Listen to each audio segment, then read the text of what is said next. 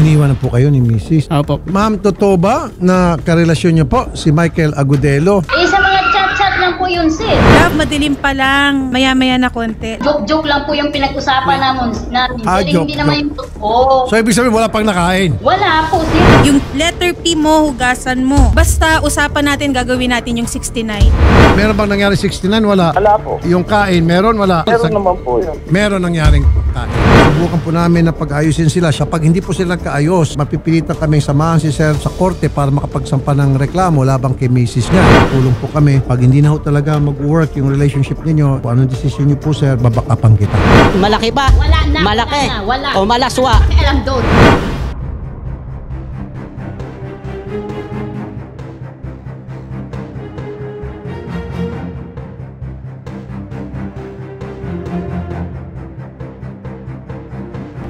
Okay, so ito ngayon kasama na natin ulit si Sir Nemensio. Kumusta na kayo ngayon, Sir, ni Ma'am Marilisa? Medyo okay naman po kami. Kaya lang po ang pinagpipilitan niya po sa akin na mag-ibang bansa po siya. Yun po ang tinututulan ko sa kanya para po maalagaan niya yung mga anak ko. 3 pong maliliit, bali po 6 sila. So, gaano po ulit kayo katagal, Sir, nakasal ni Ma'am? Bali po, nagsasama po kami ng asawa ko. Bali kulang 17 years po. Ang kasal po kami, nasa 7 taon na po. So, nag-live-in muna kayo, Sir, and then, yun na. Kumusta na po si Michael? May balita po kayo sa kanya? Ala na po. Paano nyo ba na-discover itong relasyon nila? Nung nauna po, tatrabaho po ako kila kapitan. Eh napapansin ko po na malagkit yung tinginan nila sa isa.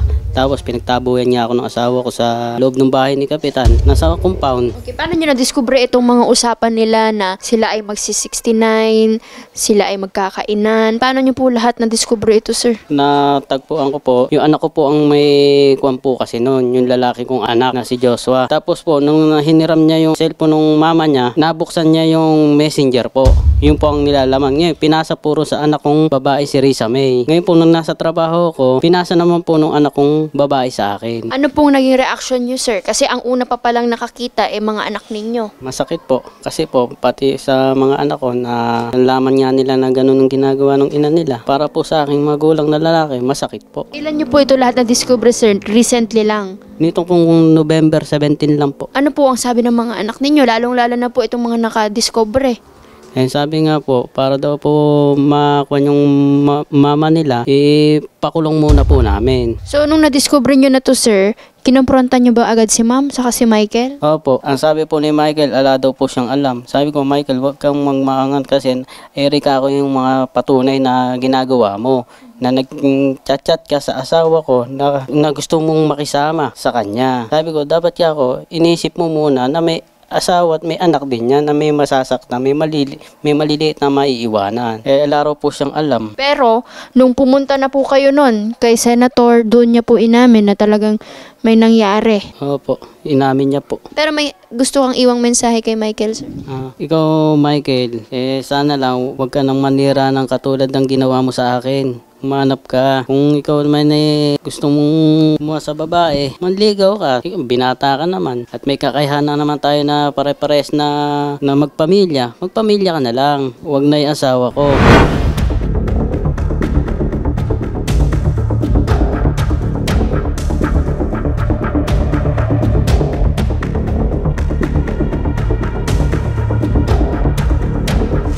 Sige, tanong muna natin si Ma'am muna, si Ma'am Marilisa. Ma'am, ano ba ang nangyari kasi kahapon daw, okay na kayo? Tapos bigla pong nagbago ang isip ninyo? Kasi nga po ma'am, ang sabi ko kasi sa kanya, magtatrabaho po ako. Kasi sabi na po ni Rafi Tulfo, kailangan po kaming dalawang mag-asawa magtutulungan. At saka po ayaw niya ako magtatrabaho. Bakit ganun? Magtrabaho sa ibang bansa? Eh kahit saan po, basta magtatrabaho. Dapat muna po, arugain niya muna yung mga 5 naming anak. Maliliit pa po yun nangangailangan po ng gabay ng magulang na babae yun. So ayaw mong mag-ibang bansa si Ma'am?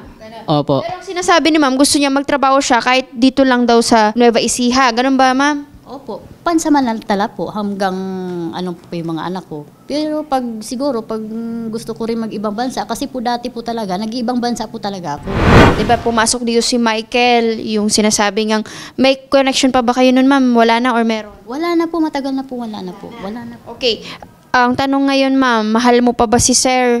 Sa totoo lang po, sa ginagawa niya sa akin, kahit may ginagawa man ako, Kadami-dami pong mga asawang ganyan ang ginagawa. Bakit pinatulpo po niya ako? Minsan nga po yung iba, may mga anak na nga. Sa totoo lang, ngayon ko lang naranasan ang ganung ginagawa. Yan ba po ang tawag na mahal niya ako? Parang po hindi eh. Hindi niya po ako mahal kasi ginagawa niya ganun. Pero mahal niyo pa po ba si Sir, ma'am? Para sa mga wala na po sa ginagawa niya sa akin. Sagutin mo, sir, bakit ka lumapit sa programa ni Sir Rafi? Sige. Para maging okay lang po kami ng asawa ko at kasi mahal na mahal ko po siya. Alang-alang po sa mga anak po namin. Yun lang po ang pakiusap po sa kanya. Balikan po ang pagsasama po namin. Ayun naman pala, ma'am eh. Sa mga anak ko na lang po pwede, pero pag sa kanya po, wala na po talaga. Sa ginagawa niya, sa pulis, sa tulpo, sino po matutuwa sa ganun sa ginagawa niya? Iba tayo. Baga, pinukukumpara mo si Eva at si Adan eh. Huwag mo pagkumpara kay Pedro, kay Juan. Ngayon, yung yan ang desisyon mo, mapipilitan ako na sampahan ng kaso kayong dalawa ni Michael. Pero sa program naman ni Sir Rafi, lagi naman namin gusto magkaayos. Kaya nga tayo nandito eh. Kung hanggat maaaring di kayo magkasuhan, maayos, yun po eh. Kaya nga nire-request lang ni Kuya, ma'am, kung pwede, kahit saglit lang muna habang binubuo pa niya ulit yung tiwala, eh dito ka muna. Para sa mga anak ko po, pwede. Pero para sa kanya, hindi.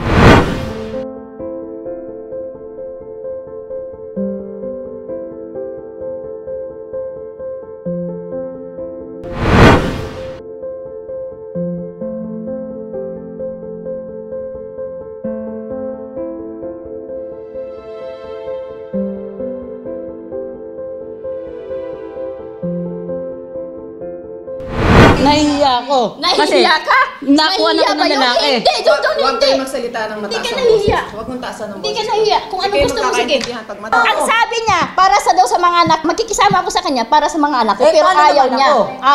Ayaw mo tanggapin. Sa kanya, pwedeng unti-untiin nating maibalik mo. Hindi natin pwedeng madaliin. Bakit gusto mo pa rin siya?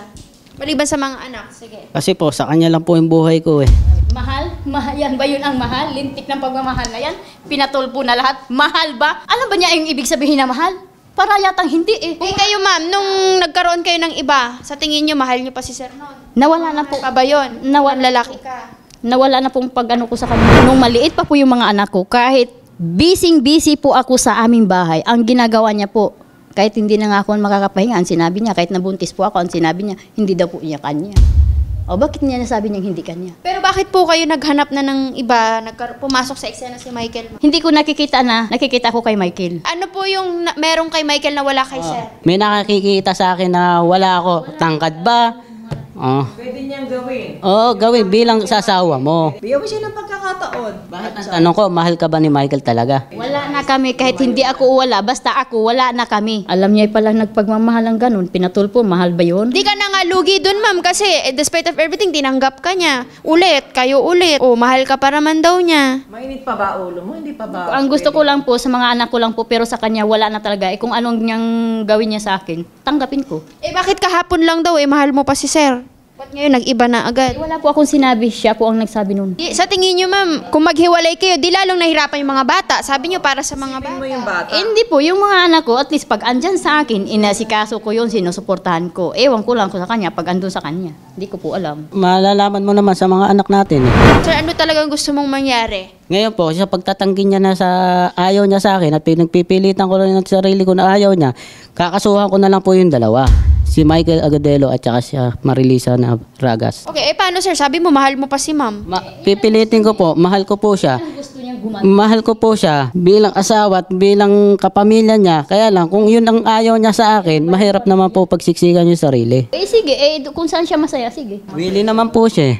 Willing naman siya Yun magpakulong. nga po ang gusto niya, higaganti. Gusto ko si Lisa makulong. Di ba yun ang gusto mo? Kaya nga Yun inaayos ang gusto natin. mo, John, yun ang gusto mo. Sige. Inaayos nga man. Ayoko na basta. Ang inano ko lang Wag sa mo mga siya anak ko. itaas yung pride mo. Ang gusto ko lang po yung sa mga anak ko. Pero sa kanya wala na. Kung ayaw niya. Pero ma'am, bakit ganun kabilis? Tapatin mo ko. Bakit nakita mo kay Michael? Malaki ba? Wala na. Malaki. Wala. O malaswa. Pakialam doon. O kinakain niyo po. Bunga kaya Tanungin yan mo. ang ano mo. Oh. Yan ang inano mo sa YouTube. Gusto mo makita ang ganun. Oo. Ako, inaamin ko. Basta, Ako. anong gawin mo sa buhay mo, gawin mo. Wala akong magawa. Puro kalaswaan. Yun ang hindi ko matanggap sa'yo, John. Matanggap. Oh, yun, ayan na nga eh. Ayan na nga pala, mabis na nga eh. Sige, ipakulong mo ako. Kaya nga nag-aayos tayo Hindi talaga ako magipag-ayos sa'yo. Kung naisip mo yon, dapat hindi ka gumawa ng kapalyahan sa buhay natin. Kasalanan mo rin ang lahat. Kasalanan mo. Sabi mo, ano yung Ikaw may kasalanan ko? lahat. Tinatanong nga niya, ano yung pagkukulang niya? Ano ba yung kasalanan? Wag na. Kinakausap kita, sabi ko, ano ang pagkukulang ko, gagawin ko. Oh, ano yung pagkukulang ko? Bilang asawa mo, na ginawa mo sa akin yun. Siyempre po, pananakit po talaga niya sa akin. Meron po talaga. So yun ang dahilan O niyo. yun po talaga. Kasi kung hindi niya ako sinasaktan, kung ano-ano sinasabi niya sa akin. Sinaktan mo ba siya daw? Sinaktan mo ba siya dati? Dati po, naitutulak-tulak ko po siya dahil po iniiwanan niya po yung anak ko sa may papag. Matagal na po yung sinasabi niya na yun. Magsama silang dalaw ni Michael sa kulungan. Gusto mo bang makulong, ma'am? Yun yung tanong ko. Yun pala ang gusto niya. Masaya siya. Ipakulong niya ako. Masaya siya sa ganun eh. O sige. Masaya ako sa ginagawa ko. Sige, masaya ka na. Masaya ka na. O sige, suportahan kita. Inaayos ko nga pamilya nga natin. Naintindihan mo ba ako? Siya, matanda ka na. Ba't intindihin pa kita? Matanda ka. Siyempre, asawa mo yan. Mo ko, kasal tayo. Ano Yun ba? na nga ang pinaghahawakan mo eh. Asawa, yun na nga ang pinaghahawakan mo. Ba't hindi mo matanggap para sa mga anak ko? Kasi hindi ko kaya ibigay yung gusto mong luho eh. Kotse, kung nagpapabili sa akin ng kotse. Yung kapakanan ng mga anak ko. Kapakanan ba yun? Dapat isipin mo para sa mga anak ko na kapakanan. Hindi, tinatanong ko sa'yo, ano ba ako gusto mo? Maibibigay mo ba gusto ko? Kotse. O maibibigay ko ba yun? Nakakapagpundar naman tayo nang wala yun. Kahit anong sinasabi ko sa'yo, naniniwala ka naman. Ano ba yung magpapagaan sa loob mo, kuya, maliban sa pagsampa ng kaso, sa tingin mo? Bumalik po sa feeling po namin mag-ama. Masaya po ako doon. Mabuo na pamilya po namin. Bigyan niya ako ng isang pagkakataon. Isang-isa lang pagkakataon. Isang-isa lang. Nabuksan niya ang puso niya para sa akin. Sising-sisi ako. Bakit ako nagpakasal sa'yo? Ay, nakalimang anak kayo. O yun na nga po kasi pag hindi po pinatabi, may lalaki ka, may ganito. Yun na nga po ang dinadahilan niya eh. Pag nabuntis ako, hindi daw sa kanya. Kasi kung hindi mo ako minahal, hindi tayo magkakalimang anak. Kasi pilit ko pong binubuo ayaw naman po niya sa akin. Ako na nga po nagpapakumbaba sa kanya, ayaw pa rin po. Yun lang po Ang nakikita inano ko, parang. makikisama ako para Hindi sa lang mga sa- anak ko. hindi nga Hindi ubra, lang ganon. sa'yo. Hindi na sa'yo. Hindi ko na po siya Kahit kaunti, wala na na po. natitira Wala pa. na. Bahala ka, sige. Ayaw ko po. A few moments later. Isang subo lang! Talaga kami mag-asawa. Hindi ka nahiya din sa mga bisita natin. Gagawin ko pa yung ating mga bisita. Ano ka naman? Isa lang. Uy, arte naman. Arte. Ayaw ko nga. Sige, ayaw. Sige. Ayaw ko nga. May kamay ako, hindi kailangan may kamay ng iba. Yung wala asawa din, kinikilig. Basta ang inano ko lang, usapan lang yun para sa mga anak ko. Kahit na hindi na sa kanya, Sige, babalik din yun. tinututo niyo na lang ako eh. Tinututo niyo ako, hindi niyo ako uto. Matagal ka pa namang aalis dito. Mas gustuhin ko pa mag-utom to kaysa mga anak ko. Oo, sige na. Kasi hindi mabuti. Okay po kayo sabay. Wala pa nga, hindi na makamagano. Hindi, joke lang. Hindi natataon.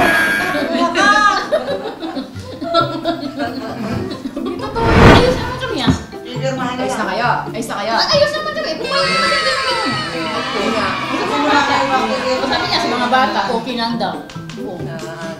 Ayan na nga Ate Marcy. Yung matutuwa si Junjun ni Junjun. Hindi, yun na nga nag-uusap na nga po kami. Dito na ako. Ito na, magkatabi na sila ulit at medyo nahimasmasan na rin si Ma'am Lisa and hopefully tuloy-tuloy na to. O, ikaw sir, anong mas gusto mong sabihin kay Ma'am ngayon na pumapayag na siya na unti-unti magkabalikan kayo at uuwi pa rin naman siya sa inyo pero sabi nga niya gusto niya dahan-dahan ay maligawan po siya. Gagawin ko po yun. Liligawan ko po siya. Patawarin mo na ako, no? Sa ginawa ko sa'yo. No? Sa tindi lang ng pagmamahal ko sa'yo, kaya ako ginawa yun. Mahal kita. Sana naman, maramdaman mo. Kung hindi pa man niya yun, paunti-unti itong mararamdaman sa'yo. So si Ma'am naman, pumapayag ka naman na Ma'am no, na unti-unti magsama muna kayo hanggang maibalik po. Tama po? Opo. Masaya naman kayo ma'am na kahit papano pinatawad ka na, hindi na daw magsasampa si sir. Kumbaga, ilalagay na natin dito sa kasulatan na absuelto na, wala ng Michael, di na siya magsasampa. Pero kung dumating yung araw na parang magkaroon ulit ng bago ang bawat isa, hindi pwede yon. Karapatan po ng bawat isa magsampa. Okay, ma'am? So, last na po yan si Michael, ma'am, ha? Sure po yan. Ano yung 69 na sinasabi? Wala ko po alam. Grabe ka naman. Huwag mo sabihin 60. Lumira lang po ang alam ko. Ikaw, sir, alam mo yung 69? Opo. Nagawa niyo na dati ni ma'am yun? Opo. Ay, okay. Kaya pala alam. Pero again, ang maganda dito, kanina mainit pa eh. Pero ang gusto namin kay Ma'am Lisa, at least medyo nahimasmasan and na-realize natin na yung mga bata pa rin, 'di ba? And si Sir, feel ko naman love na love niya rin si Ma'am. Kaya siya to the point na wala siyang matakbuhan. Alam niyo naman lagi ang program ni Sir, kung wala talaga matakbuhan, kay Sir Raffy Tulfo, baka sakaling doon makausap, ma-reach out niya kayo. And of course, si Michael, nakausap natin and sinabi naman niya na wala na talaga sila, sir. So, okay naman na po kayo doon, no? Okay naman po. Ano nararamdaman mo ngayon, sir? Masaya po. Nagkabalikan po kami mag-asawa. Anong gusto mong ipangako kay ma'am? Mapapangako ko lang siya, mamahalin ko siya ng lubusan, higit pa sa sarili ko. So, huwag na nating i-bring out ulit yung nakaraan. Move on na po tayo. 'Di ba? So, ikaw, ma'am, tama, move on na lang. Pero mahal mo pa si Sir. Ayan, kasi kanina sabi ni ma'am, hindi. Siyempre, since gusto mong mabalik unti-unti, ibig sabihin, may konti pang Hindi ko po alam. Okay. Yung hindi alam, unti-unti. So, kung hindi niya pa alam, sir, pa-realize mo sa kanya hanggang malaman niya na mahal ka pa rin niya. No? Opo. Sige, so ma'am, gagawa si Ma'am Vauci ng kasulatan natin. Unti-unti, magkakaayos. At kung dumating yung time, kumbaga wala na ring Michael, hindi na pwedeng i-bring out yun, hindi na magkakaso si Sir doon. Pero kung manlalaki si ma'am ulit or ikaw naman, sir, ma'am babae, pwede kayo both sides magsampa ng kaso. Basta may sapat na ebidensya tayo. Okay po? Okay po. Ulo lang yun. Ulo lang. At may mga anak din po kayo. Ano mangyayari sa buhay pag puro ganun-ganun? At wag na rin kasing gagawa ng mali. Anong natutunan mo, ma'am, dito sa nangyari? Basta po okay na po. Basta sa mga anak ko lang po. Okay na, tama na po. At hindi na uulit ka mo. Ikaw, sir, may natutunan po kayo? Opo, marami po. Marami po ako natutunan. So, bilang sa pagmamahal sa asawa, maibalik lang niya ang tiwala. Yun, okay na po sa akin yan. Aalis ako eh. Aalis ako. 1, 2, 3, 4, 5, 6, 7, 8, 9, 10. Na kami sina Nevencio at Marilisa Bautista matapos ang aming mahabang pag-uusap ay nagkasundo na magsasama na kami sa iisang bubong. Ayon kay Nevencio ay iurong na niya ang kanyang reklamo laban kay Lisa at Michael. Tama!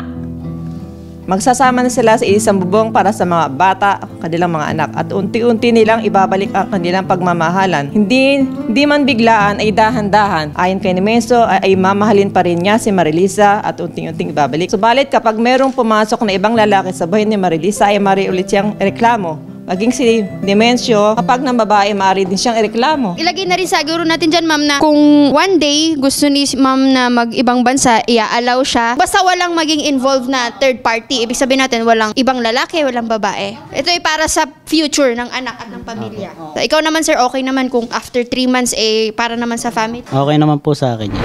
Tuwan-tuwa ako kasi okay na kayong dalawa. Sa tagal ng panahon na pabalik-balik nyo dito, sana maging diretso na yan. Tuloy-tuloy na yung pagbabalikan yung dalawa para sa mga bata man lang, ha?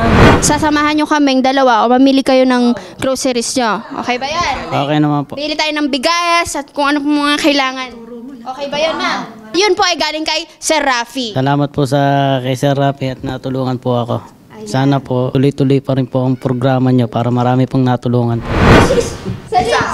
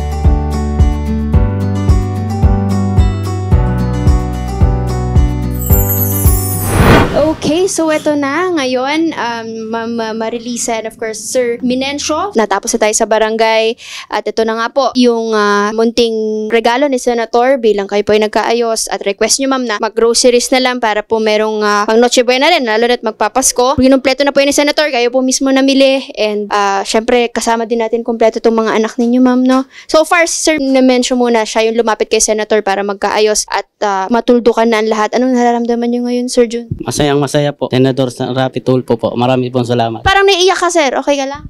Okay naman po. Sa kasayahan lang po. Ayos po kami ng pamilya ko. Pero syempre, kasama natin yung ilan sa mga anak ni Sir. So, eto, liliit pa pala ng mga anak nyo, Sir, no? And ma'am, sana, yun nga, maganda na nagkaayos po kayo para po sa magandang kinabukasan ng mga bata at iwas na rin sa problema at trauma. Kuya Joshua, ano masasabi mo? Nagkaayos na sila mama at papa. Masaya lang po. Ano gusto mong sabihin kila mama at papa? Sana po hindi na po sila mag-iwalay. Ikaw ate, anong gusto mong sabihin?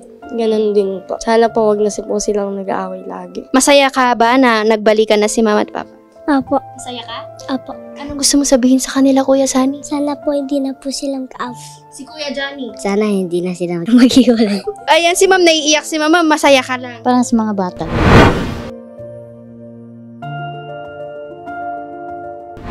Ayan, happy family na, sir. Anong nararamdaman nyo right now? Narinig nyo po yung mga anak nyo. Sabi, sana wag na daw kayo maghiwalay at wag na mag-aaway. Pasensya na kayo sa mga ginawa namin ng mama mo at sana maintindihan nyo rin. At sana galingan nyo yung pag-aaral nyo. Ano naman mahal. Ayaw mo, gagawin ko lahat para mapasaya ka lang. Mahalaga niyan, unti-unti. Maibalik po yung dating kayo. Yun lamang po naman ang kahilingan lagi ng programa.